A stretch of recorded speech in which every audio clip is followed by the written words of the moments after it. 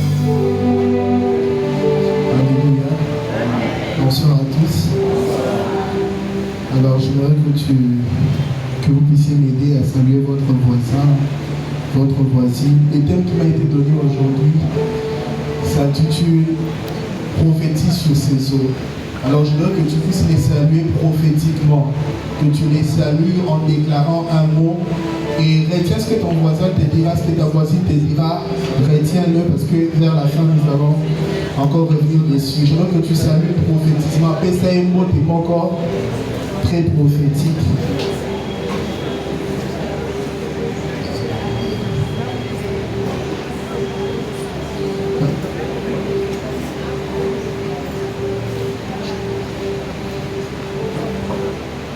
Je suis très heureux d'être ici parmi nous. C'est la deuxième fois. Je tiens à dire un grand merci à l'équipe de la coordination, au papa qui nous a accordé cette confiance afin de nous tenir ici devant vous. Et je tiens aussi à te dire un grand merci, toi qui as accepté de sacrifier ton temps de venir. J'espère que Dieu ne manquera pas de te faire du bien. Alors quand j'ai été contacté, on m'a confié un thème précis.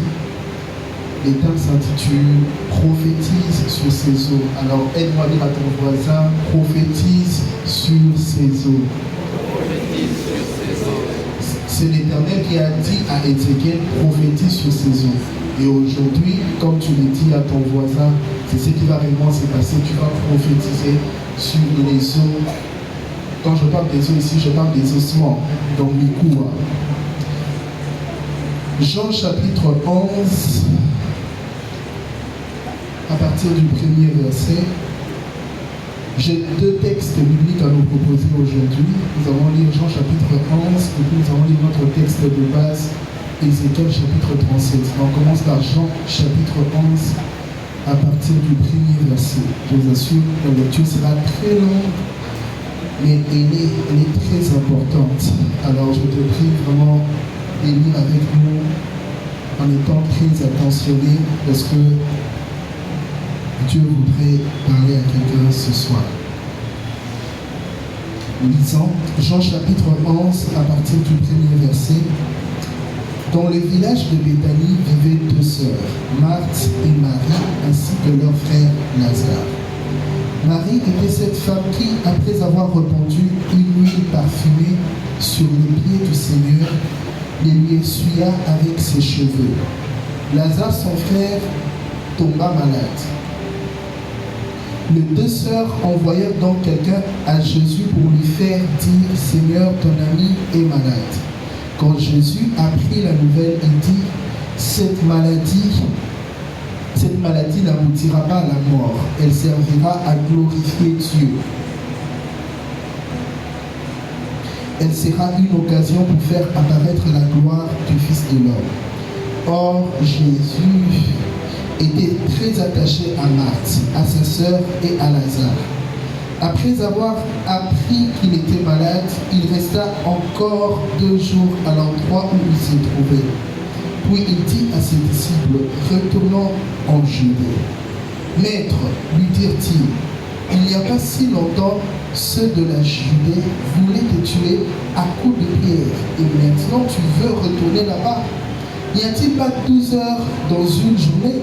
répondit Jésus. « Si l'on marche pendant qu'il fait jour, on ne lutte pas contre les obstacles parce qu'on voit clair, mais si l'on marche de nuit, on trébuche parce qu'il n'y a pas de lumière. » Après avoir dit cela,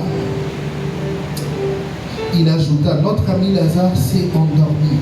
Je vais aller le réveiller. » Nous sommes au verset 11. Il dit, « Notre ami Lazare s'est endormi. Je vais le réveiller. » Sur quoi les disciples lui dirent, « Seigneur, s'il dort, il est en voie de guérison. » En fait, Jésus voulait dire que Lazare était mort, mais les disciples avaient compris qu'il parlait du sommeil ordinaire.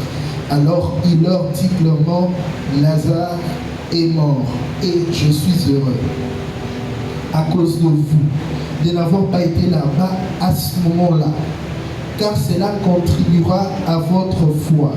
Mais maintenant, allons auprès de lui. » Thomas, surnommé le jumeau, dit alors aux autres disciples, « Allons-y nous aussi pour mourir avec lui. » À son arrivée, Jésus apprit qu'on avait enseveli Lazare depuis 4 jours déjà.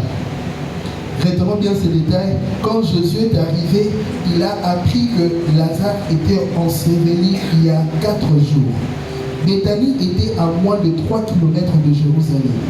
Aussi, beaucoup de gens étaient-ils venus chez Marthe et Marie pour leur présenter les condoléances à cause de la mort de leur frère.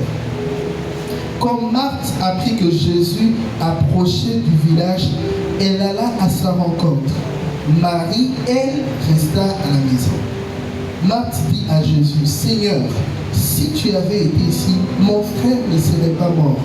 Mais je sais que maintenant encore, tout ce que tu demanderas à Dieu, il te l'accordera. » Jésus lui répondit, « Ton frère reviendra à la vie. » « Je sais bien, répondit Marthe, qu'il reviendra à la vie au dernier jour lors de la résurrection de mort. »« Je suis la résurrection et la vie, lui répondit Jésus.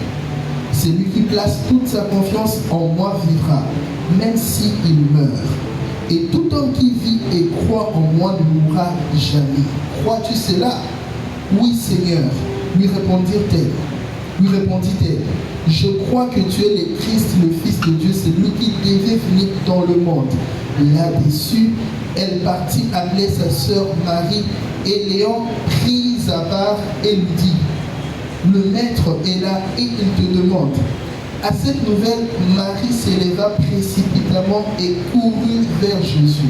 Il n'était pas encore entré dans le village, il était resté à l'endroit où Marthe l'avait rencontré. Ceux qui se trouvaient dans la maison avec Marie pour la consoler la virent se lever brusquement et sortir. Ils la suivirent pensant qu'elle allait au tombeau pour y pleurer. Marie parvint à l'endroit où était Jésus. Dès qu'elle le vit, elle se jeta à ses pieds et lui dit, Seigneur, si tu avais été ici, mon frère ne serait pas mort. En la voyant pleurer, elle et ceux qui l'accompagnaient, Jésus fut profondément indigné et ému.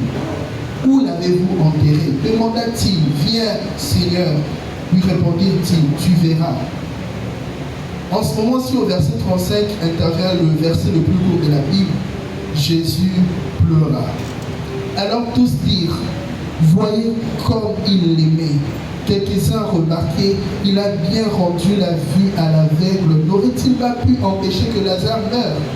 Une fois de plus, Jésus, profondément bouleversé, il arriva au tombeau. C'était une grotte dont l'entrée était fermée par une pierre. Enlevez la pierre, dit Jésus. Marthe, la sœur du mort, dit alors, Seigneur, il doit déjà sentir. Cela fait 4 jours qu'il est là. Jésus lui dit, n'ai-je pas dit, si tu crois, tu verras la gloire de Dieu. On nota donc la pierre. Alors Jésus, tournant son regard vers le ciel, dit, Père, tu as exaucé ma prière et je t'en remercie. Pour moi, je sais que tu m'exauces toujours. Et si je parle ainsi, c'est pour que tous ceux qui m'entourent croient que c'est toi qui m'as envoyé. Cela dit, il cria d'une voix forte, Lazare, sors de là. Et voici que le mort sortit du tombeau. Il avait le pied et les mains entourés de bandes de lin, les visages recouverts d'un linge. Jésus dit à ceux qui étaient là, déliez-les de ces bandes et laissez-le aller. On va lire notre dernier texte, Ézéchiel chapitre 37, à partir du premier verset. La main de l'Éternel, Ézéchiel vient juste après, pour ceux qui cherchent encore, après la lamentation de Jérémie. La main de l'Éternel se posa sur moi. L'Éternel m'amena par son esprit et me déposa au milieu d'une vallée pleine d'ossements. Il me fit promener sur eux en tous sens et j'ai constaté que ces ossements étaient innombrables sur toute l'étendue de la vallée et qu'ils étaient totalement desséchés. Il me demanda, fils de l'homme, crois-tu que ces ossements revivront? Je répondis, toi seul Seigneur, tu le sais. Puis il me dit, prophétise sur ces eaux-là et dis-leur, ossements desséchés, écoutez ce que dit l'Éternel. Et voici ce que vous déclare le Seigneur, l'Éternel. Je vais faire venir en vous l'esprit et vous revivrez. Je mettrai sur vous des nerfs, je vous revêtirai de chair et je vous recouvrirai de peau. Je mettrai en vous l'esprit et vous revivrez. Et vous reconnaîtrez que je suis l'Éternel. Je prophétisais donc comme j'en avais reçu l'ordre. Et tandis que je prophétisais, il y eut soudain un bruit. Puis un mouvement se produisit et les eaux se rapprochèrent les uns des autres. Et pendant que je regardais, voici qu'il s'est formé sur eux des nerfs de la chair et qu'une peau venait le recouvrir. Mais il n'y avait pas d'esprit en eux. Alors l'Éternel me dit, fils de l'homme, prophétise à l'adresse de l'Esprit. Prophétise et dis à l'Esprit, voici ce que déclare le Seigneur l'Éternel. Esprit vient de 4 coins du ciel, souffle sur tous ces morts pour qu'ils revivent. Je prophétisais donc comme il me l'avait ordonné. Alors l'Esprit entra en eux, ils reprirent vie, ils se dressèrent sur leurs pieds et se fit une immense armée.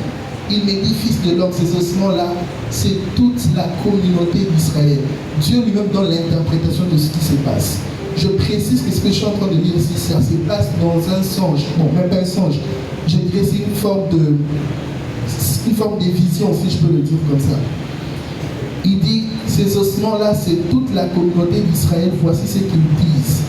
nos os sont desséchés, notre espérance s'est évanouie, notre vie est brisée. C'est pourquoi prophétise et dis-leur, voici ce que dit le Seigneur l'Éternel, je vais ouvrir vos sépulcres et je vous ferai remonter de vos tombes, ô mon peuple, et je vous ramènerai dans le pays d'Israël, je vous reconnaîtrai que je suis, et vous reconnaîtrez que je suis l'Éternel lorsque j'ouvrirai vos sépulcres et que je vous ferai monter de vos tombes, ô mon peuple. Je pense qu'on peut s'arrêter là.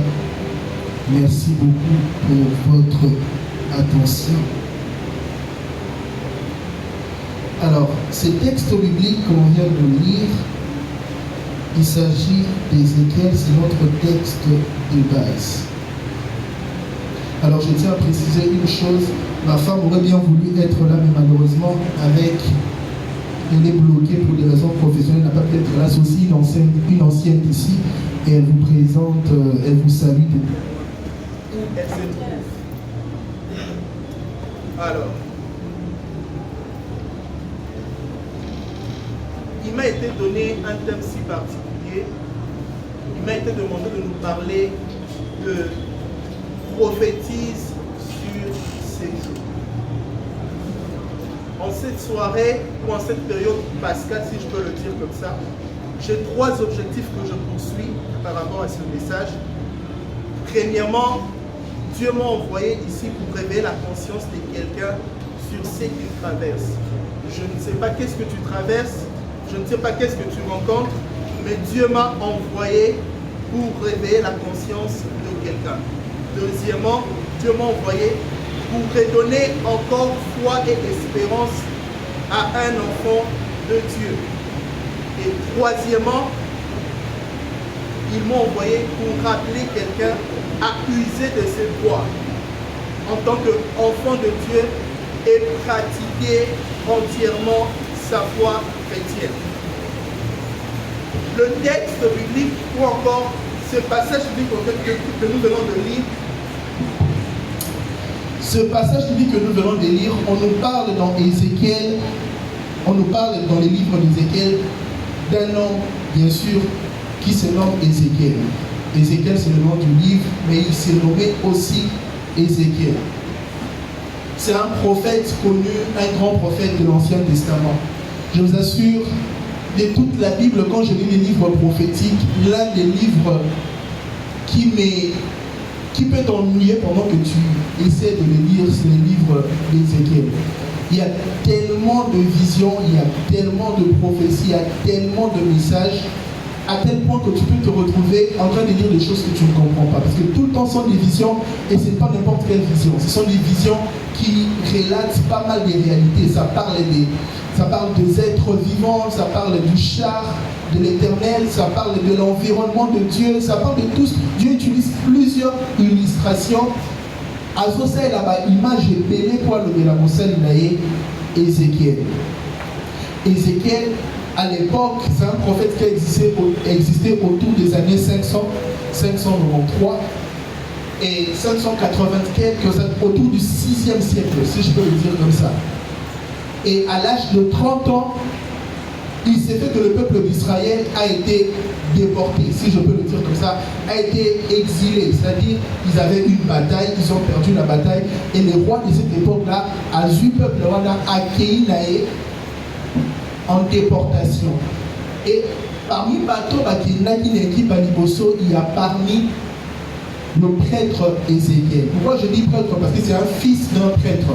Il était dans la sacrificature et exceptionnellement, Ézéchiel chapitre 37, Dieu se décide de faire de lui aussi en même temps un prophète. Il a commencé à lui parler de tout ce qui était lié à son ministère. Et l'âge de 30 ans était un âge très symbolique parce qu'à l'âge de 30 ans, normalement, dans leur culture, c'est à cet âge que vous êtes initié à la sacrificature. Et les différentes visions qu'il avait étaient une manière de confirmer au fait l'appel qu'il avait reçu. Et Dieu a commencé à se manifester au travers de lui. Mais en allant en déportation, en captivité où ils étaient précisément en Babylone, si je peux le dire comme ça. Ils étaient en Babylone. Et pendant cette période, c'est là que le Seigneur a commencé à lui parler. C'est vrai qu'ils n'étaient pas vraiment comme des esclaves, mais ils étaient soumis à l'autorité de ce roi-là qui dirigeait à cette époque-là. Ils n'avaient plus d'espoir, ils n'espéraient plus revoir encore une vie meilleure comme ils l'avaient reçue avant. Et c'est pendant ce temps-là, pendant ce moment-là, que Dieu se met à parler à Ézéchiel. Mais on a lu encore un deuxième texte. Texte ami balé totani ezolo bela biso lisolo, il y a Lazare. Lazare était un ami de Jésus. C'est la Bible qui nous le dit. L'évangile de Jean nous fait voir que Lazare était un ami de Jésus. Il est très difficile de lire dans la Bible un endroit où on est en train de montrer précisément dans l'évangile selon Jean, où on montre des liens beaucoup plus affectifs que Jésus avait avec certaines personnes. Mais exceptionnellement, on nous présente que Jésus avait un lien très affectif avec cette famille. On dit que Jésus aimait Marthe, Marie et Lazare. Certaines personnes vont plus loin, certains commentateurs vont plus loin en disant que il est possible que Jésus, quand il circulait à Béthanie, aux environs de ces coins-là, et qu'il était fatigué après avoir exercé les ministères, il partait se reposer là-bas, on l'accueillait, on le nourrissait. Certains commentateurs disent cela. Mais ce que j'aime, c'est que Jésus est ressuscité dans un contexte très particulier. C'était à la veille de la Pâque juive à l'époque. Et en ce moment-ci, nous sommes aussi dans une période liée à la Pâque. Je crois que Jésus, en ce jour, voudrait ressusciter la vie de quelqu'un. Et ce qui se passe dans ces textes, c'est que nous sommes dans un contexte où Jésus, on lui fait savoir que quelqu'un que tu aimais beaucoup, ton ami de tout le temps, est malade. On a envoyé des personnes pour venir à Jésus lui parler. Et quitter où ils étaient pour aller jusqu'à Jésus, ça a pratiquement pris 2 jours. Comprenez qu'à l'époque, il n'y avait pas Yahoo, il n'y avait pas les taxis, il n'y avait pas de moto. Rien que cette distance, il fallait parcourir cette distance, ça a pratiquement pris 2 jours. Les temps qu'ils viennent parler à Jésus, qu'il est malade, et que Jésus leur dit, ok, j'ai pris bonne note, les temps qu'ils retournent 2 jours de route, ça faisait pratiquement 4 jours, si je peux le dire comme ça. En ce moment-là, Lazare venait de mourir. Et Jésus, où il était, il a senti que Lazare était mort. Mais comprenez très bien, Jésus n'a pas les mêmes dictionnaires que nous, le même dictionnaire de mots que nous. C'est que nous appelons mort. Jésus, dans ce texte, l'appelle qu'il est endormi. Il parle de dormir, il parle d'un temps de sommeil. Quand il a dit, comme il disait certaines choses qui semblaient être toujours élevées, les disciples païens connaissent alors qu'en réalité, Jésus a compris que alors il leur dit que je ne dis pas qu'il dort, en réalité il est mort. Et ils étaient choqués de voir qu'il était mort. Et Jésus s'est réjoui. On dit Akufi, mais Yesu a sepeli. Et Yesu azo sepela pour nini. Alors azo sepela pour et l'eau comme il salemi bateau bazanaye bazakunate. Pour y pour naye aibite maladie wana et ça maladie morte et comme maladie et comme dans la finalité la rotika Lazare ya kokufa. Mais aibite na sima ya finalité ya maladie ya Lazare nzambe anyata lisakembo naye. Na ningete na pokwa lelo nzambe ata lisakembo naye na situation na.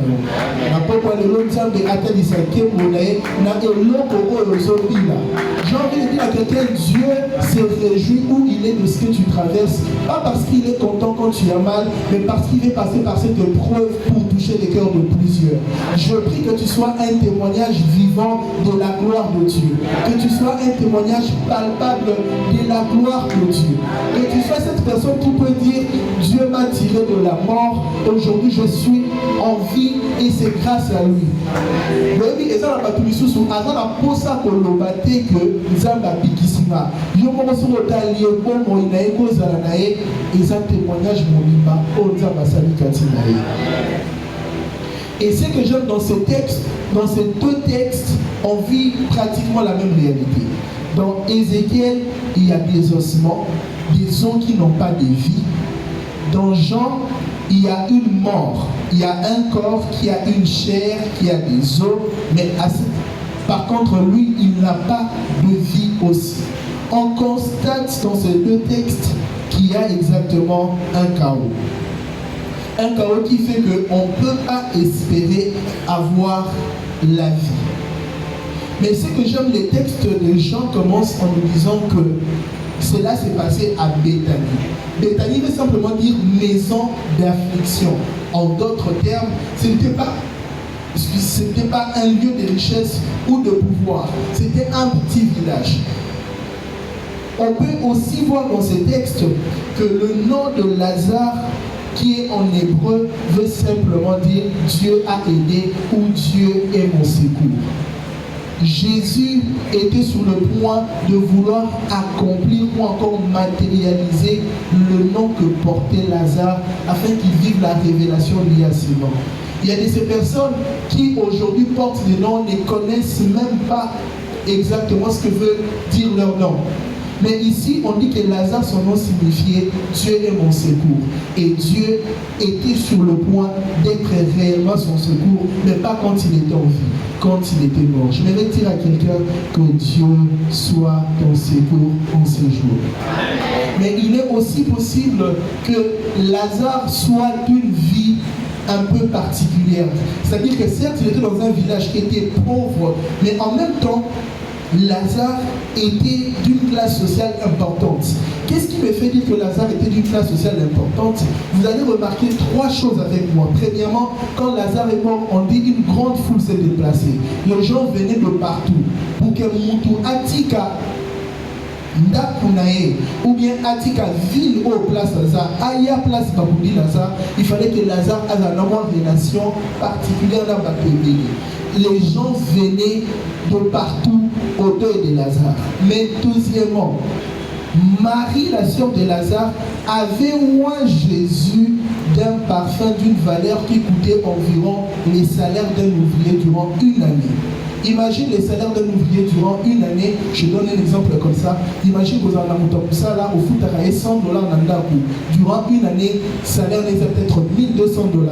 Et Marie a son baki parfait à valeur à $1200 pour Ayako Boaka Yesu. Et cela se passait dans Jean chapitre 2, dans Jean chapitre 12. Mais dans Jean chapitre 11, on en parle. Quand on cite Marie, on dit Marie, celle qui avait oint d'huile le pied de Jésus avec un parfum qui coûtait tellement cher. Mais troisièmement, ce qui me fait croire que Lazare était d'une famille importante, c'était le lieu de son enterrement.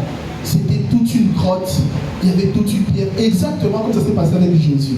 Et surtout, n'oubliez pas qu'il y a eu quelqu'un qui a donné l'argent pour qu'on achète cet espace afin que Jésus soit dans cette tombe de pratiquement la même catégorie.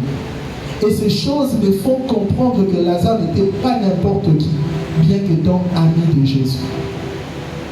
Il est fort possible, Seigneur, que tu viennes enseigner malgré toi. Papa, ton maman a forcé parce que tu t'es dit, bon, toi qui es chaque jeudi, les en coutume, toi qui es à chaque fois, toi qui es il est aussi possible que tu viennes ici avec beaucoup de conscience en te disant que je suis venu pour rencontrer Jésus. J'ai une bonne nouvelle pour quelqu'un. Parce qu'aujourd'hui, en ce jour, Jésus est disponible pour rencontrer quelqu'un. Nous, ce sont des pans de la Kondimanayo. N'entambe azaku akutana na mutu. Dans les livres d'Ézéchiel, on voit qu'il n'y avait pas de vie, il y avait des ossements. La vision qu'il est en train de faire, regarde, tu vois quoi? Il dit, je vois des ossements. Il lui dit, ok, tu vois ces ossements, ok, tu vas dire ceci à ces ossements. Jésus s'est mis à, plutôt Dieu s'est mis à dire à Ézéchiel ce qu'il va dire sur les os qu'il était en train de voir. De l'autre côté, dans Jean, on est en train de constater que Lazare a Koufaki, il n'avait plus de vie et on avait besoin de le ramener à la vie. En ce soir, j'aimerais nous parler de 5 actes à poser pour ramener à la vie. C'est ça mon sous-thème, 5 actes ou encore 5 actions à poser pour ramener à la vie. J'aimerais que pendant que je serai en train de prêcher en ce moment, que tu essaies d'identifier ce qui semble être mort dans ta vie, ce qui semble être sans vie, ce qui semble être desséché, ce qui semble avoir une sécheresse dans ta vie, car Dieu est sur le point de vouloir redonner vie. Et c'est là le possible par ces 5 choses. Vous allez vous rendre compte, avant de commencer la prédication, sa voisin tu l'as peut-être dit sans beaucoup de conviction. Ce qu'on va faire, c'est que je vais te donner les 5 choses pour ramener à la vie, et puis quand on va finir, tu vas encore parler à ton voisin et ça sera avec plus de conviction. Premièrement, il faut un homme. La première action consiste à chercher un homme. Il faut un homme. Frères et sœurs, tous ces jours sur la terre, partout place aux autres Québec, ma problème est ça, ma souci est ça, ma piaka est ça, mais je peux vous assurer que dans tout ça, on a juste besoin d'un homme. Un homme qui a la capacité de trouver la solution à tout ce qui se passe. Pourquoi Dieu n'a pas lui-même dit à Ézéchiel que Ézéchiel, je veux moi-même parler à ses eaux. Nzambe, il fallait pourquoi toi-même Dieu, tu ne t'es pas mis à parler à ces eaux qui est haussement desséchées?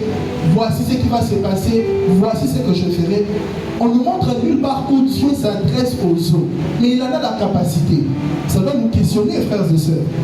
Normalement, Dieu qui parle à Ézéchiel était censé lui s'adresser aux eaux, mais il ne le fait pas. Dieu ne fait pas cela. Écoutez ce que la Bible dit. La Bible dit ceci, au verset 7, Ézéchiel 37. J'ai prophétisé donc comme j'en avais reçu l'ordre. Mais Dieu, tu pouvais faire ça toi-même. Pourquoi ordonner à Ézéchiel de le faire? Toi-même, tu as vu la preuve. Ézéchiel a imaginé l'autre côté. Mais Nzambe a zouillé, a mené la vision, a mani la kisaye biloko, et puis a initié Tala et Loko Boloba. Mais j'ai envie de dire, Seigneur, pourquoi toi tu ne le fais pas? Dieu me dit de te dire ce soir, il faut un homme. Il faut un homme pour que ce qui se passe dans la famille s'arrête. Il faut un homme pour que le cycle de la maladie qui est en train de régner s'arrête. Il faut un homme pour que toute la famille soit élevée. Vous savez ce que j'aime avec ceci, c'est que quand Dieu décide de distinguer un homme, il est capable même de changer le nom de la famille, bien qu'à cause de cet homme qu'il a distingué.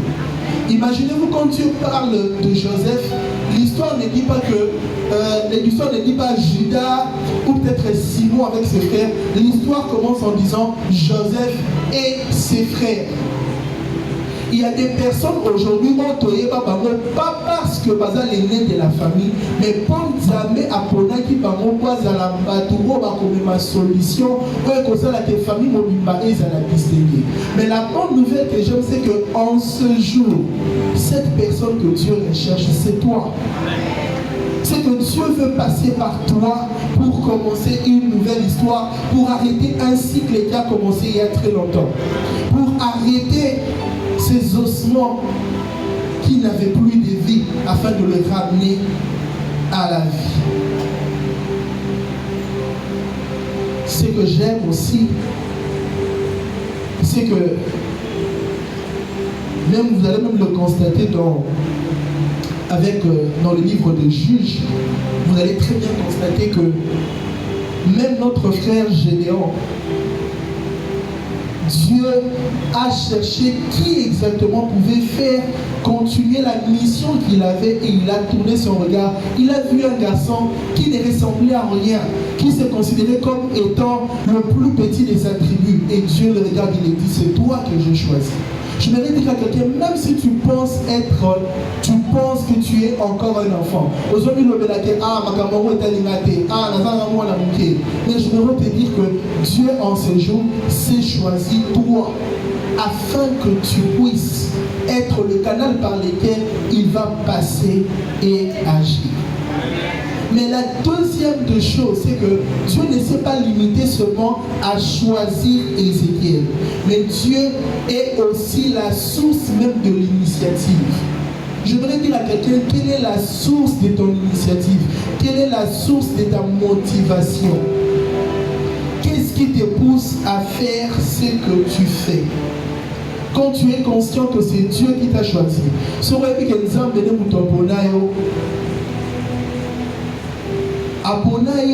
mais en motivation quelles sont ces motivations? J'ai déjà vu des personnes qui disent, Seigneur, pas moi là pour pas sentir, pas moi là pour pas y être, bah qui est dans un mois en ailleurs, comme ça on a roulé comme un fou comme il n'a pas. Bah tout le monde va leur pas moi là ou bien personne mais personne là dans un local pour ton dans le zoamo, bah y est bah pendant que la comme niveau sous. Ça me rappelle l'époque quand nous étions enfants. À une certaine époque, je me rappelle encore autour de 2005-2006, j'avais des amis. Leur papa venait à peine de leur payer des téléphones et les téléphones venaient à peine d'exister. On venait à peine de créer des téléphones et les rendre disponibles pour tous. Ça coûtait à l'époque $35. On les a payé les téléphones, c'était des Motorola. Je vous assure, je me suis dit, ah, on a pu faire un téléphone, là, sauf un téléphone. Et c'était des téléphones, quand on les a eus, quand ils les ont eus, tout le monde les trouvait étranges. Ah, à un téléphone, à cause d'un message, à combien dans tout. Mes frères et sœurs, à l'époque, ça n'avait même pas Internet. Ça n'avait même pas Gmail. Ça n'avait même pas WhatsApp. Mais c'était déjà, wow, c'était le niveau le plus élevé. J'ai envie de dire à quelqu'un, quand tu demandes à Dieu de te donner la chose que tu cherches le plus, quelle est la motivation qui accompagne le fait pour toi de le demander à Dieu? Ce que j'aime, c'est que la Bible dit que la main de l'Éternel se posa sur moi. Ézéchiel 37, premier verset. Et me déposa au milieu d'une vallée remplie d'ossements. La main de l'Éternel est une expression qui représente Dieu lui-même. C'est une expression qui représente Dieu lui-même. Il s'agit d'une figure de style ici qu'il a utilisée qui représente la partie pour le tout. On appelle ça la synecdoque. Et ce que j'aime aussi, c'est que dans Luc chapitre 4, à partir du premier verset, la Bible nous dit ceci, que Jésus, rempli de l'Esprit Saint, revint du Jourdain et le Saint-Esprit le conduisit dans les déserts. Frères et sœurs, je voudrais dire à quelqu'un que certains déserts que tu rencontres, certaines sécheresses que tu rencontres, ce n'est toujours pas le diable qui t'y conduit. Quelquefois, Dieu peut te conduire au milieu des ossements desséchés. Mais il te conduit là-bas pour y demeurer, pour que tu y donnes la vie. Et en ce soir, Dieu m'envoie dire à quelqu'un que tu es le choix parfait pour donner la vie aux ossements qui règnent autour de toi. Et même dans Matthieu 4, ça parle toujours de Jésus allant dans le désert. On dit, le Saint-Esprit conduit Jésus dans les déserts pour qu'il y soit tenté par le diable. J'aimerais dire à quelqu'un que ce que tu vis n'est qu'une épreuve, que ces ossements desséchés que tu rencontres n'est qu'une épreuve. Troisième des choses, la première des choses, je dis que Dieu voulait un homme. Le premier acte, c'est que Dieu voulait un homme. Le deuxième acte qu'il fallait poser, c'est qu'il fallait se rassurer de la motivation, de la source de l'initiative. Mais la troisième des choses, c'est faire l'état des lieux. Frères et sœurs, tout ce que je te dis, c'est ici dans la Bible. Faire l'état de lieu. Écoutez ce que la Bible dit clairement. Ézéchiel 37 à partir du premier verset. La main de l'Éternel se posa sur moi. Je vais carrément dire le deuxième verset. Il me fit promener sur eux en tous sens. Et j'ai constaté que ces ossements étaient innombrables. Mais Seigneur, si tu veux passer par Ézéchiel agir, vous allez apprendre l'excès de l'eau que l'État, pour nous on l'excès par détail, il le prend, il l'emmène, il lui dit, regarde très bien. Il lui dit, il l'amène d'abord dans une vallée. Il pouvait s'arrêter dans la vallée. Il allait voir de loin tout ce qu'il y a. Mais il lui dit deuxièmement, il le fait promener partout et dans tous les sens.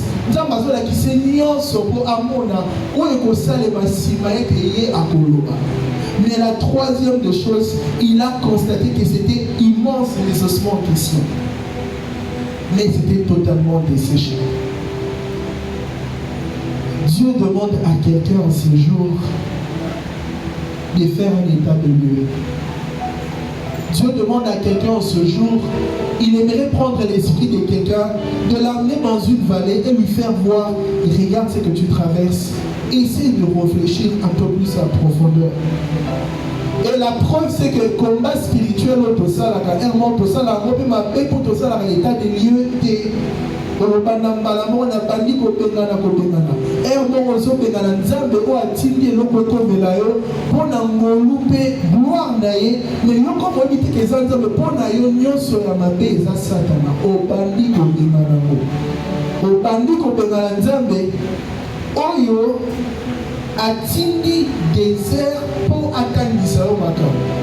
indirectement, tu es en train de refuser l'enseignement de Dieu.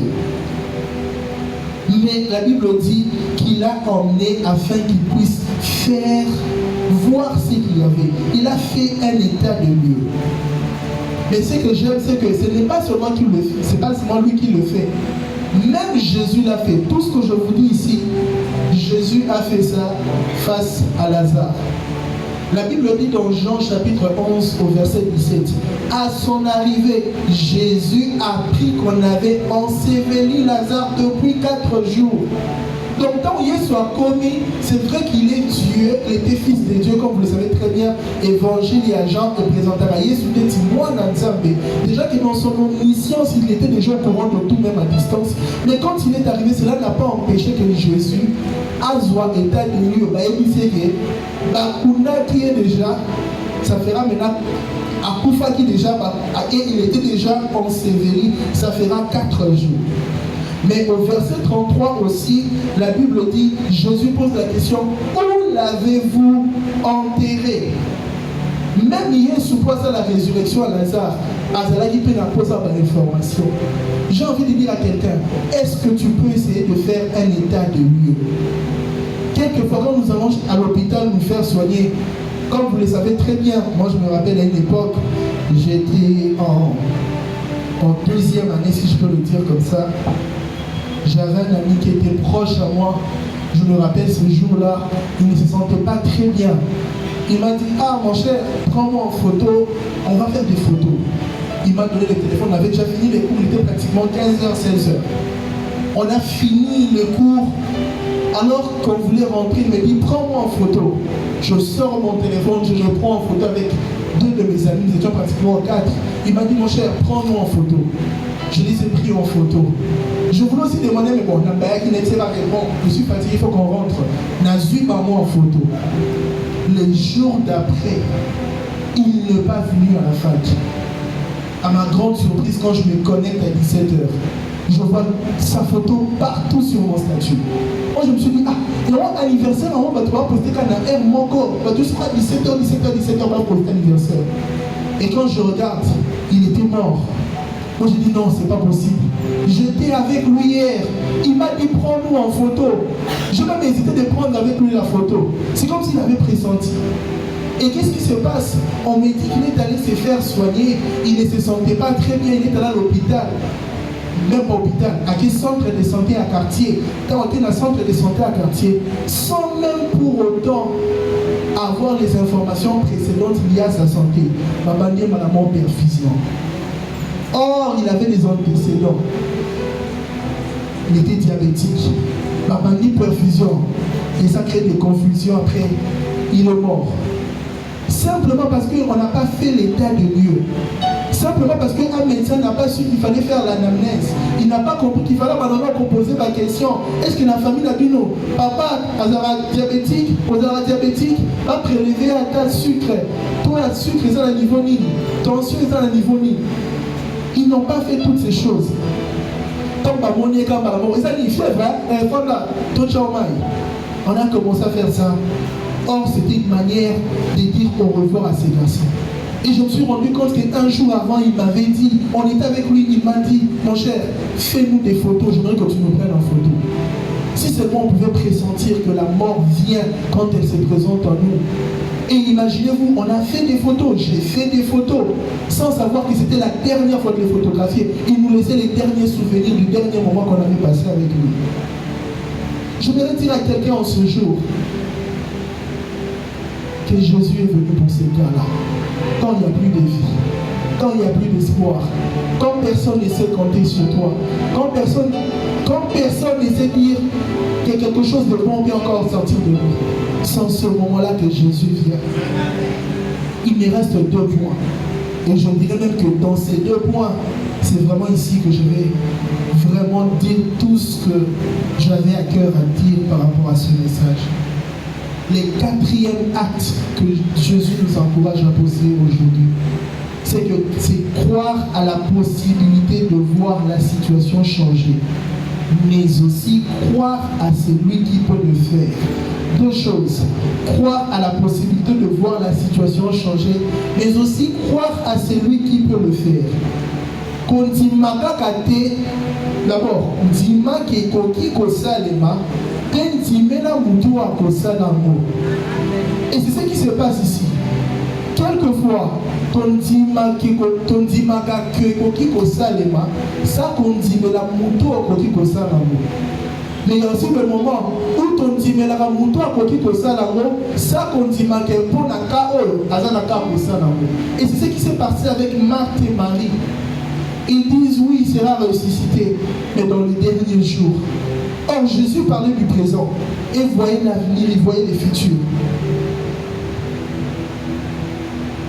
Au verset 3 d'Ézéchiel, il dit, est-ce que tu crois que ces ossements peuvent revivre? Il dit, tu le sais. Là, c'est Ézéchiel qui dit. Frères et sœurs, je suis choqué de voir que dans les textes de Lazare, Jésus, à 2 reprises, est en train de répéter la même chose. Il lui dit, ou il leur dit, est-ce que vous croyez que cela peut se faire? Au verset 24, il dit, Marthe dit à la résurrection, je suis sûr qu'il reviendra la vie, mais au dernier jour. Au dernier jour. On comprend dans ces textes qu'il avait foi à la résurrection à venir, mais pas la résurrection immédiate. Mais vous voyez, il que biloko o torosala lelo, ezate ponza basala lobi, ezate ponza basala lelo. Je voudrais dire à quelqu'un que Jésus a la capacité de trouver la solution à ton problème aujourd'hui, pas demain. Mais il y a 3 choses qui rendent difficile la résurrection de Lazare. Dis avec moi 3 choses, dis à ton voisin 3 choses. Il y a 3 choses qui rendent difficile la résurrection de Lazare. Aide-moi à dire à ton voisin, il y a 3 choses. La première des choses, c'est le climat. Nous sommes à Béthanie. Béthanie se trouve précisément dans la Palestine. Précisément au Moyen-Orient. Là où se trouve Béthanie, dans ces coins-là, on constate qu'il y a très souvent un climat qui est aride et quelquefois semi-aride. Mais leur climat est caractérisé des températures très élevées. Quelquefois, comme à 30 degrés. Imagine-toi déjà si tu as 35 degrés, que tu fais une fièvre. Maintenant, imagine que eux là-bas, comme à 50 degrés. Ce qui se passe, c'est quoi? 3 choses qui empêchent la résurrection de Lazare. La première des choses, c'est que les climats, c'est-à-dire les degrés de chaleur qu'il y a, ça favorise la pourriture du corps de Lazare rapidement.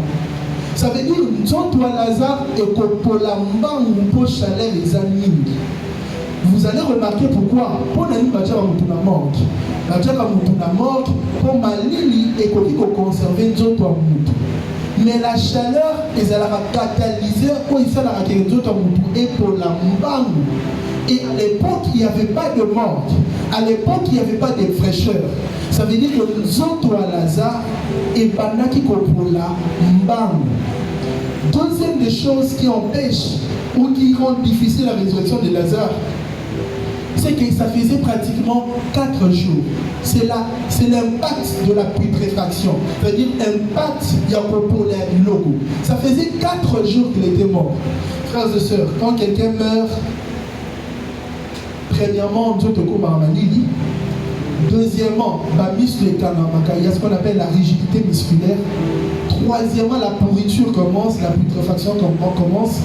Quatrièmement, ma cellule est stoppée et bandit qu'on se détruire. Quatrièmement, ma bactérie va agir, d'autres commis qu'on vimba. Na kati intestin mutubilo oliaka ba microbe nyonso za na nzoto na yo et commis qu'on polisa nzoto na yo. Bantinti ba roya likolo ya nzoto ba komi kotika ba maki na bango ba maki komi kobota ba mpusu. Et quand il fait chaud, la putréfaction est accélérée. Ça veut dire, ceux qui nous doivent couper les noms, déjà en 24 heures, on supporter des causes à la bébé, ceux qui ont exposé l'amour. Pour chaleur, et ça m'a cassé. En 2 jours, c'est encore pire. En 3 jours, c'est encore pire. En 4 jours, c'est insupportable. Raison pour laquelle la Bible dit, ils sont déjà. S'il était à la mort de 4 jours, il n'allait pas sentir comme ils sont en ce moment. Ça veut dire que tant que Lazare a coupé sur le zalaki tellement ma casse pour ma condition la conservation et en soto et zalaki. Et ils ont rendu résurrection à Lazare pas si pour tous autres s'imaginer que est commis déjà pour là. Et ce qui se passe dans ces textes est qu'au-delà du fait que commis Coppola, il est fort possible que ma partie du sous à Lazare et ça les sous en état T. Ça veut dire Lazare a vimi, Lazare et l'horizon ils sous la forme était. Et puis, remarquez comment ça s'est passé à l'époque. À l'époque, on liait la personne avec de bandes. Ça veut dire que chaleur et matière ils sous ma casse. Et non seulement la bâtie na katia grotte, na katia tombe. Une raison de plus que chaleur les analyses sous ma casse. C'est vrai qu'on pouvait embaumer d'une certaine manière, mais circonstances de la situation là, et ça dit qu'en 4 jours, Lazare a bandaki déjà Coppola. Qui dit Coppola dit qu'il y a défiguration, il y a certains organes qui ne sont plus complets, il y a certains états qui ne sont plus normaux. Mais la dernière des choses qui rend cela impossible, c'est que la tradition n'a pas de juif. La tradition, la croyance, qu'on a époque n'a pas que ceux qui nous doivent coucher, donc son âme reste à côté du corps. Ça veut dire ceux qui nous doivent coucher, son âme reste à côté du corps durant 3 jours. Après le 3e jour, âme nae et kendara érosion à l'issue. Ça veut dire ce sont des croyances qu'ils avaient à cette époque qu'en ce moment-là, le corps ne pouvait être, on pouvait espérer voir Lazare en vie comme 3 jours. Mais après les 3 jours, il ne pouvait plus être en vie parce que Molem Manaï fallait zone et panzambe. C'est ce que disent la tradition juive. La tradition juive. D'après la culture, la croyance, Lazare, normalement, espoir et résolution, Lazare n'a pas moyen. Les allaient à 3 jours. Mais après 3 jours, c'était impossible parce que l'âme était déjà partie. J'ai envie de dire à quelqu'un, c'est quoi l'état de lieu de ta situation? Ça fait combien de jours que tu subis ce que tu subis? Ça fait combien de temps que tu traînes avec cette maladie? Ça fait combien de moments que tu continues à les cacher? Tu dis que c'est impossible de voir cela revivre. Mais ce que j'aime, c'est que c'est dans ces conditions-là d'impossibilité que Dieu vient prouver sa possibilité. Je viens dire à quelqu'un, dis-moi quelle est la taille de ce que tu traverses, quelle est la qualité de ce que tu traverses. Je te dirai combien possible Dieu peut faire encore dans ta vie. Dis-moi quel est l'état de ce que tu es en train de vivre et je te dirai combien Dieu peut encore agir dans ta vie. Et Jésus a fait exprès. Il est venu au 4e jour où il n'y avait plus d'espoir. Oh frères et sœurs, j'ai envie de dire à quelqu'un, Dieu est sur le point de redonner sourire à une personne qui n'avait plus d'espoir, à une personne qui ne pouvait plus espérer voir quelque chose se produire. Mais regardez ce qui rend encore, pour finir un bonus, ce qui rend encore très difficile la résurrection de Lazare, c'est que dans le Nouveau Testament, Jésus a fait 3 résurrections. Dis avec moi 3 résurrections. Il a eu à faire la résurrection de la fille de Jairus. À cette époque-là, en ce moment-là, ce miracle est raconté dans Marc 5, à partir du verset 22. Il est aussi raconté dans Matthieu 9, dans Luc 8 aussi. Il y a un chef de synagogue qui est venu dire à Jésus que sa fille était mourante et elle avait l'âge de 12 ans. Cette fille, quand Jésus est arrivé, à peine quand Jésus est arrivé, elle venait de mourir. Moi, mais il y a eu une deuxième résurrection. Dis avec moi, deuxième résurrection.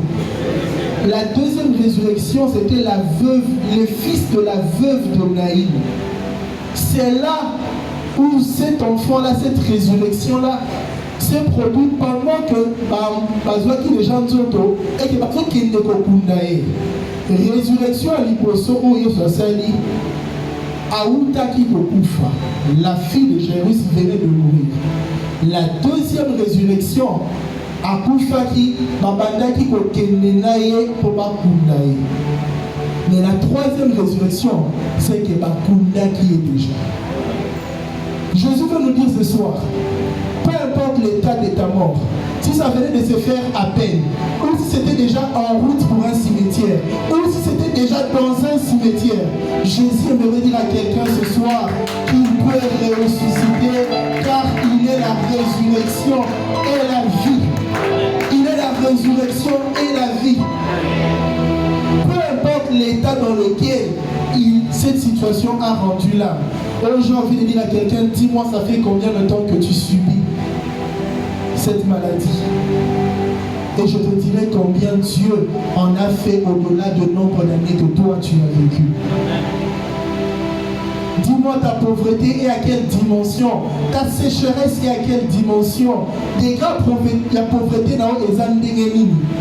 Je te présenterai bateau babenga bashege nenza bapesa bango le logo mo stable pe ba comment pe ba référence na ba personne pe ba qui pour inspirer ma vie à Batulelo.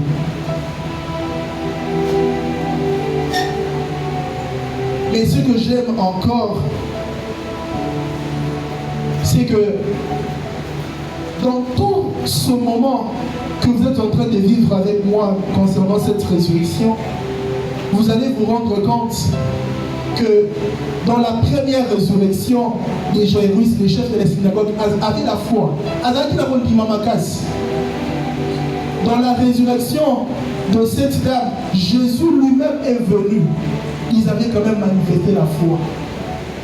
Mais dans la résurrection de Lazare, quand dit Mezalaki Penzate, il croyait comme une seule chose, c'est que Nzambe, Mounina Nao Obane Koninami, il lui présentait toujours le côté amour. Seigneur, ton ami que tu aimais, si tu étais là, ton ami que tu aimais, t'en ne serait pas mort.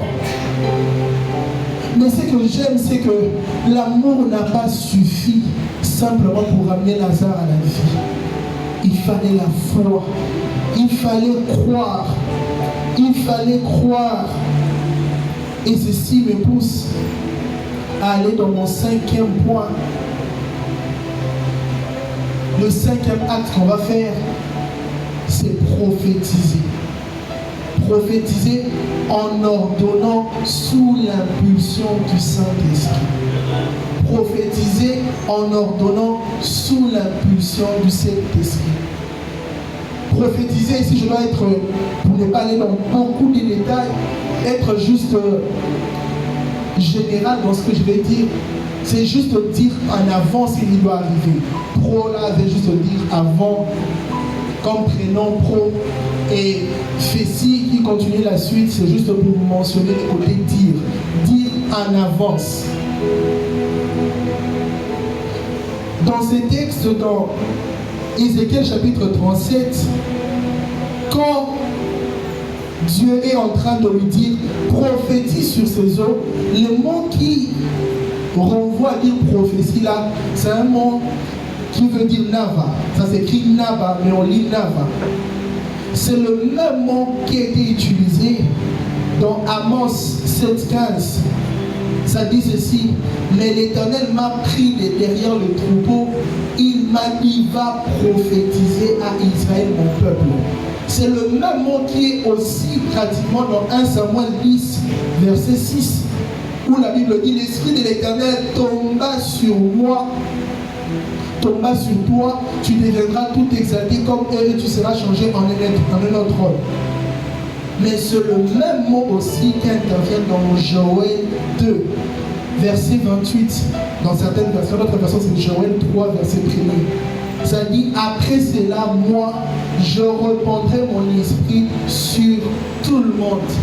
Ça veut simplement dire prophétiser sous l'influence de l'esprit.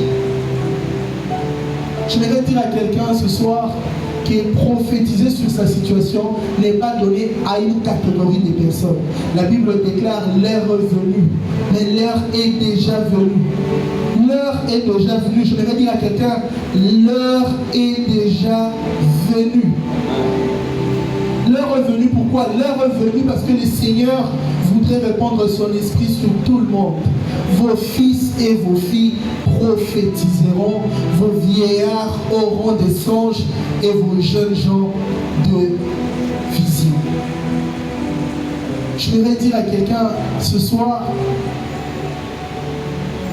que Jésus demande à quelqu'un de prophétiser. Alors que je suis déjà en train de chuter, je voudrais dire quelque chose de très important. C'est que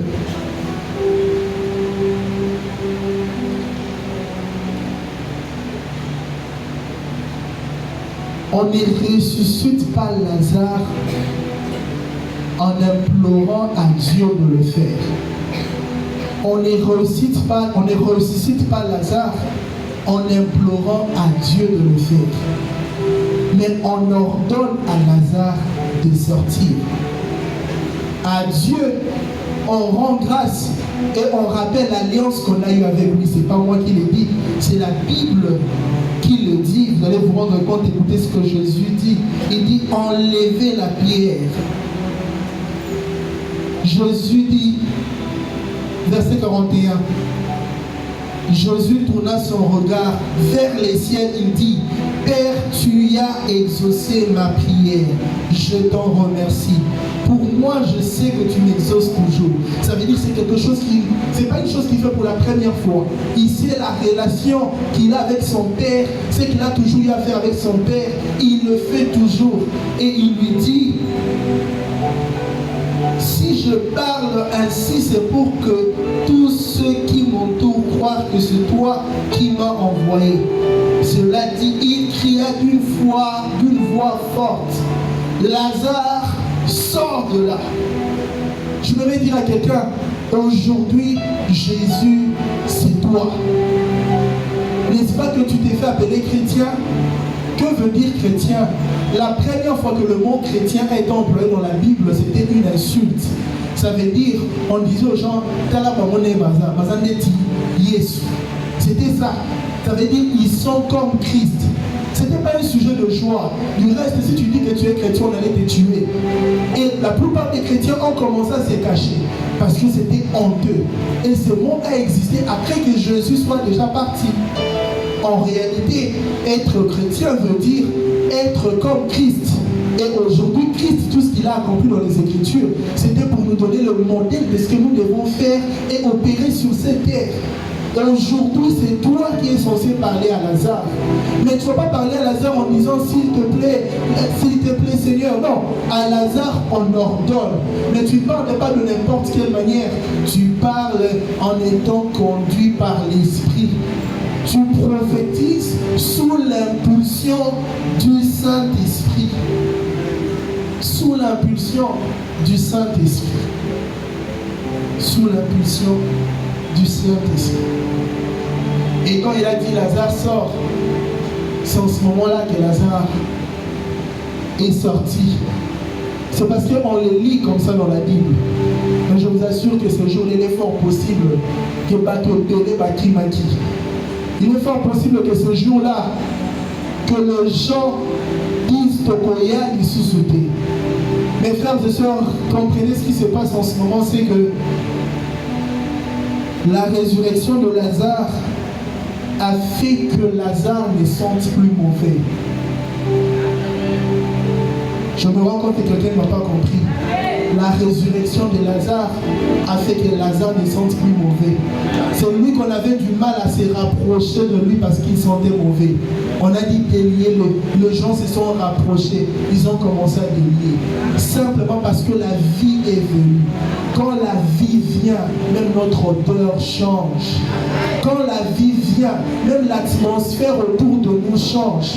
Quand la vie de Dieu vient, même la considération au milieu de nous change. Quand la vie de Dieu vient, même la position sociale change. Quand la vie de Dieu entre dans ta vie, même ce qui est autour de toi, les gens commencent à se réjouir d'être à tes côtés. Ce que j'aime, c'est que la mauvaise odeur chasse les gens autour de nous. Mais la bonne odeur fait en sorte que les gens se sentent à l'aise en restant avec nous. Et c'est ce qui s'est passé dans ces textes. C'est que celui qui mettait tout le monde mal à l'aise, quand il est sorti, on dit même qu'on mangeait avec lui. Frères et sœurs, je voudrais dire à quelqu'un que Lazare ne sent plus mauvais. Lazare ne sent plus mauvais simplement parce que la vie est venue. Je voudrais dire à quelqu'un que Lazare n'est plus pourri comme on le pensait, simplement parce que la vie est venue. La vie de Dieu a la capacité de faire apparaître les nerfs sur les os, a la capacité de faire apparaître la chair sur les nerfs, a la capacité de faire apparaître la peau sur les os et a la capacité d'émettre encore l'Esprit de Dieu afin que le corps reprenne vie. J'ai envie de dire à quelqu'un, dis-moi l'état des os qui étaient face à Ézéchiel étaient des os qui n'avaient pas de chair, ça n'avait pas de nerfs, ça n'avait pas de muscles, ce n'était que des ossements. Pour qu'un corps devienne ossement, il faut pratiquement entre 3 ans à peu près pour que la chair disparaisse complètement. Je ne sais pas si toi ta situation date de combien d'années. Je ne sais pas si toi ce que tu traverses, ça date de 3 ans ou 35 ans ou 30 ans, je ne sais pas du tout. Mais je voudrais te dire, peu importe le nombre d'années, s'il y avait ossement, ça veut dire qu'au préalable, il y avait des vivants, n'est-ce pas?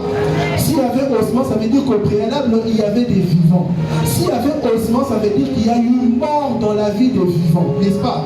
S'il y avait ossement, ça veut dire que le temps est passé, ça fait en sorte que les morts deviennent des ossements. Mais quand Dieu décide de redonner vie au travers de son esprit, même ce qui datait de longtemps finit par reprendre vie.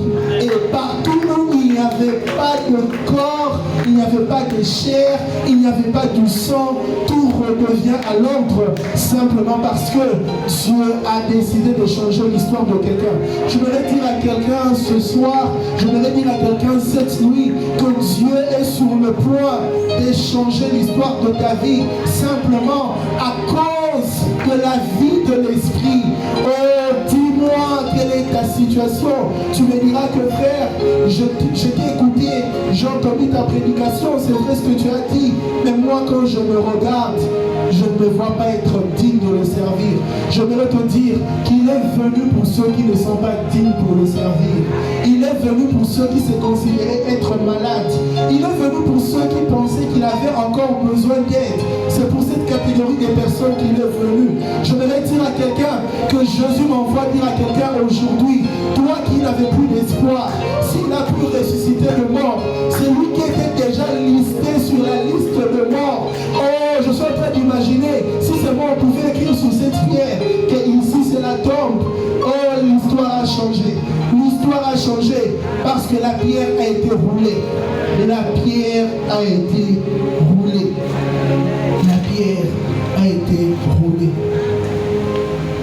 Lazare était gardé dans une grotte. Je ne sais pas si toi, ta situation qui est en train de vivre la mort est gardée dans ton corps. Je ne sais pas si toi qui es en train de vivre cette situation, ta situation est gardée dans tes études. Je ne sais pas si ta situation à toi est gardée, je ne sais pas moi dans quel problème familial. Mais je voudrais te dire une chose. Quand la vie de Dieu vient, elle brise tous les principes, elle brise toutes l'énorme, car il est la résurrection et la vie. Une chose, c'est qu'après cette résurrection de Jésus, j'aimerais dire à quelqu'un que cette résurrection a coûté la vie de Jésus. Parce que juste après ça, la Bible dit que Jésus est allé se cacher. Il a fui parce que tout le monde les recherchait. Les chefs de prêtres, Caïphe, les sacrificateurs les cherchaient parce qu'on voulait les tuer. Parce qu'on s'est rendu compte que les gens allaient croire en son message. Beaucoup de gens allaient croire en lui. Il est allé se cacher. J'aimerais dire à quelqu'un, ce que tu penses négliger aujourd'hui a coûté la vie de plusieurs. Cette histoire a coûté la vie de Jésus. Cette histoire, Jésus l'a fait pour que toi tu puisses en jouir le fruit, pour qu'aujourd'hui toi tu puisses bénéficier de la guérison divine. Mais je peux t'assurer que cette histoire a attiré le problème à Jésus. Oh oui, quelquefois faire du bien, on a comme l'impression que ça attire des problèmes. Jésus pensait redonner vie. Il pensait qu'en faisant ceci, la vie allait venir et que les gens allaient tellement croire en lui. Mais au-delà de croire en lui, ceci a occasionné le fait que Jésus allait déjà en phase finale de sa mission. Et on a commencé à chercher Jésus. À cause du miracle de Lazare, on a commencé à chercher Jésus. Et ça s'est passé à la veille de la Pâque. Et je voudrais dire à quelqu'un, nous sommes à la veille de la Pâque. Nous sommes à la période de la Pâque. C'est possible de rappeler le Dieu de souvenir afin qu'il fasse la même chose comme il a fait à cette époque-là, en ce moment pascal. Est-ce qu'on peut incliner nos têtes en prière alors que nous voulons continuer?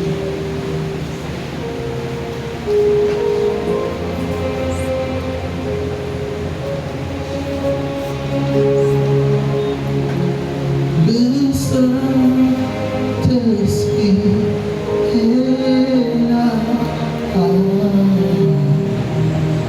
Le Saint-Esprit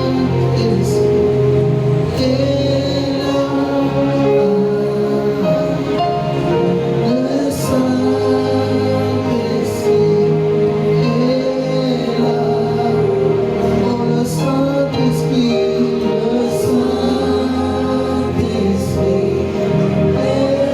là. Oh, le Saint-Esprit, le Saint-Esprit est là. Oh oui, le Saint-Esprit, le Saint-Esprit est là. Le Saint-Esprit,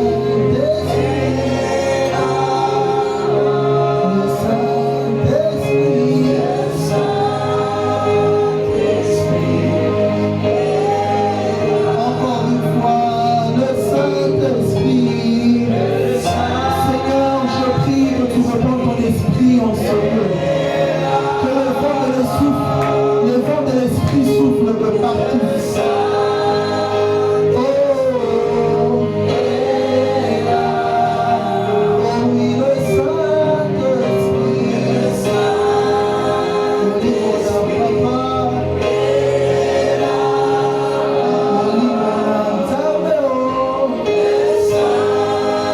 Encore une fois, le Saint-Esprit est là. Oh oui, le Saint-Esprit, l'Esprit du ressuscité, l'Esprit qui contient la vie, l'Esprit qui est la résurrection, l'Esprit qui est la guérison, le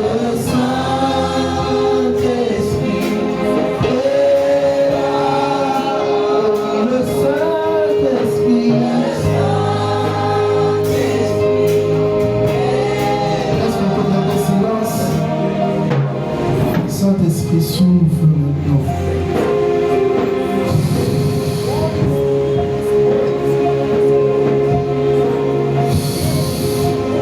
Souffle des quatre vents. Tu as dit à Ézéchiel, après qu'il ait prononcé tout ce qu'il avait prononcé, il s'est rendu compte qu'il n'y avait pas de vie. Il a dit oui, je vois tout s'est reconstitué, mais il n'y a pas la vie. Il a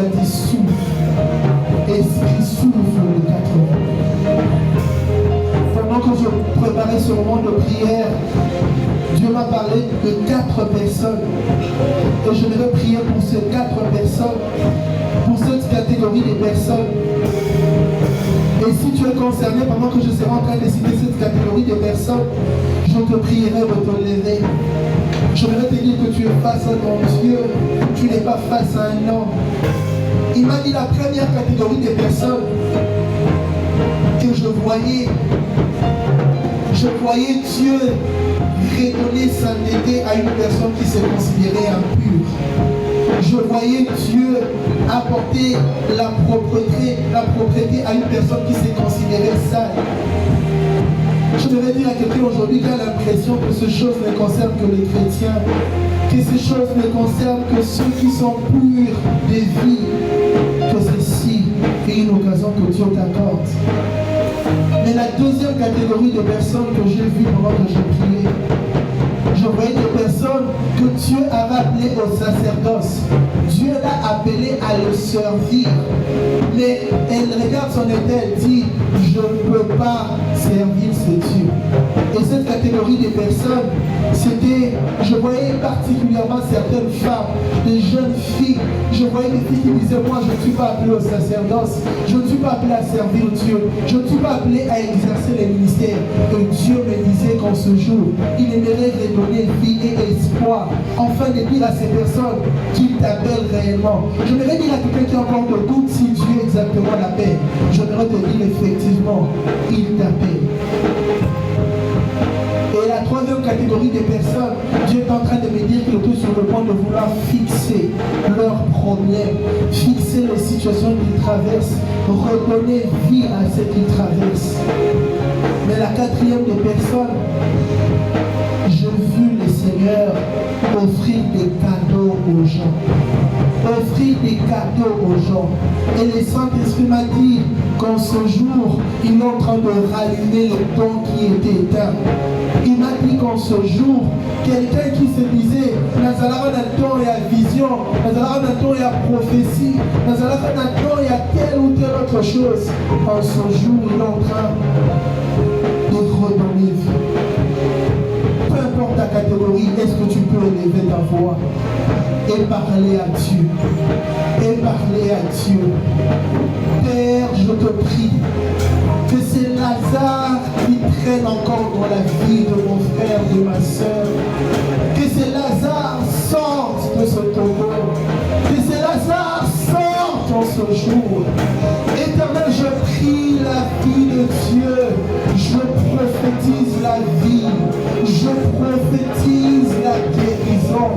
Je prophétise la vie de Dieu en ce lieu. Je prophétise que le Dieu qui redonne vie, qui a tout non seulement ressuscité les autres, mais qui a fait la différence par sa propre vie en étant ressuscité par l'Esprit. Je prie que tu ressuscites, que tu ressuscites dans la vie de mes frères et sœurs, que tu ressuscites. Fais-le, Seigneur. Fais-le, Seigneur. Seigneur, quelqu'un qui réclamait les dons spirituels qu'il avait perdus, quelqu'un qui se disait c'est donc que je n'ai plus, que tu me redonnes. Oh, cette personne qui avait souvent des songes, depuis un certain temps, il n'en voit plus. Il ne voit plus des songes. Je prie que tu me redonnes, que tu me redonnes, que tu me redonnes, que tu me redonnes, que tu me redonnes. Pour clôturer, je voulais descendre, mais j'ai le Saint-Esprit me demande de faire une chose avant que je descende. Je vais prier pour un malade. Et je vais prier pour ces personnes dont les maladies ont longuement tardé et traîné. Là où tu es, je ne vais pas t'imposer la main.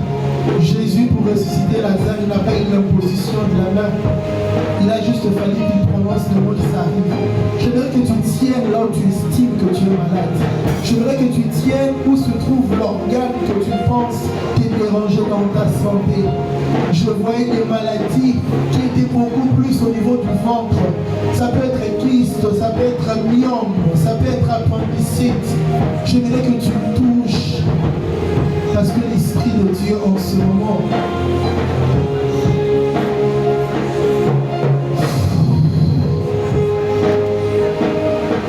Saint-Esprit,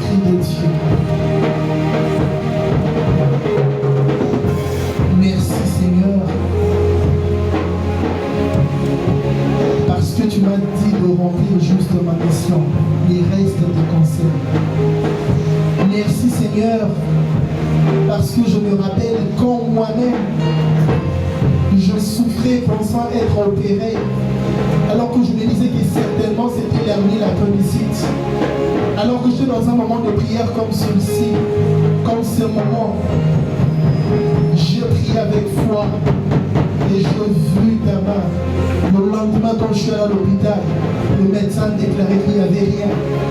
Alors que tous les symptômes, tous les signaux, après même l'analyse d'un médecin, il m'avait dit que c'était ça.